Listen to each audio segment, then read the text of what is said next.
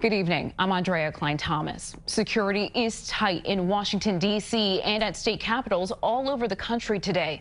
Authorities are bracing for possible pro-Trump protesters ahead of President-elect Joe Biden's Wednesday inauguration. CBS 2 Bofta Yimam reports. Just over 2 days from the presidential inauguration, the nation's capital is on lockdown, encircled by high fences, barbed wire, and heavily armed troops.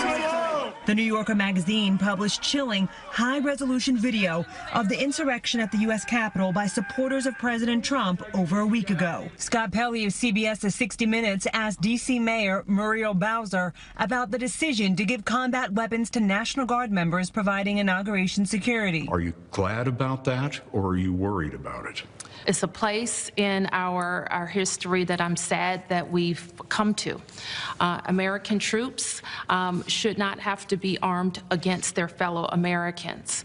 But what we saw was an unprecedented attack on our democracy and the cradle of that democracy. A new CBS News poll finds more than 70% of Americans feel U.S. democracy is threatened. Protesters turned up at the State House in Columbus, Ohio, Sunday. In Lansing, Michigan, armored trucks took position, with a number of demonstrators on hand. Here in Washington, law enforcement remains on high alert with elevated threat levels, especially around areas near the Capitol building. Across the U.S., federal and local investigators are making daily arrests of those accused of storming the Capitol building. Authorities say this man, Edward Jacob Lang, pointed himself out in photos of the riot on social media and was arrested in New York. In Nashville, these three allegedly involved in the Capitol invasion were brought into custody. More than a third of governors have called out the National Guard to help protect their state capitals and aid local law enforcement officers. Bofta Yimam, CBS News, Washington.